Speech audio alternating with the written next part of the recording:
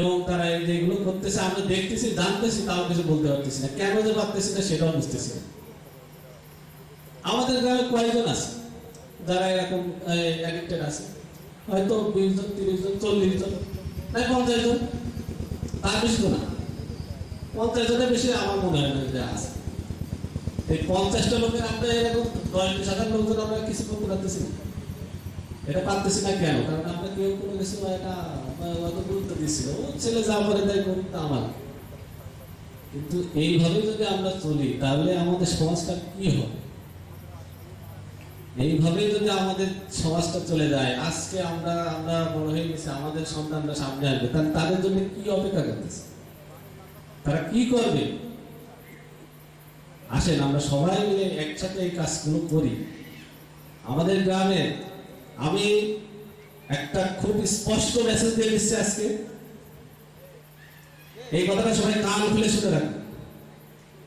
আমি কিন্তু এখন বর্তমান সেন্ট্রাল জেলের ইনচার্জ হয়ে আছি। কোন ছেলেমেলে শ্রীরামপুর কোন ছেলেমেলে যদি মাদক রিলেটেড কারণে যদি সেন্ট্রাল জেলে ঢুকো, তার কিন্তু খবর আছে।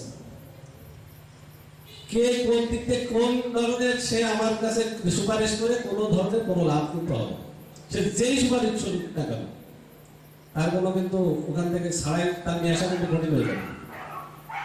আর সবাই আমার আপনারা চিনে থাকবেন, আমি কিন্তু এই ধরনের এইসব টাকা পয়সা দিয়ে লেনদেন এগুলো কিন্তু আমি করি না, এটা আপনারা জানেন সবাই। খুব ভালো করে স্পষ্ট মেসেজ দিয়ে দিচ্ছি আমি। আমার পুলিশ ভাইরা সাথে পাশে আছে। আমি কিন্তু কোন রকম কোনো উল্টোপাল্টা কথা যদি শুনি, এই পুলিশ ভাইরা যদি আপনাদের ধরে নিয়ে যায়, কোনো প্রকার কোনো রিকোয়েস্ট, কোনো প্রকার কোনো তদবির, কোনো প্রকার কোনো পলিটিক্যাল চাপ, এগুলোতে কোনো কাজ হবে না। সো বি কেয়ারফুল, এটা আমি খুব স্পষ্টভাবে বলে দিলাম সবাইকে।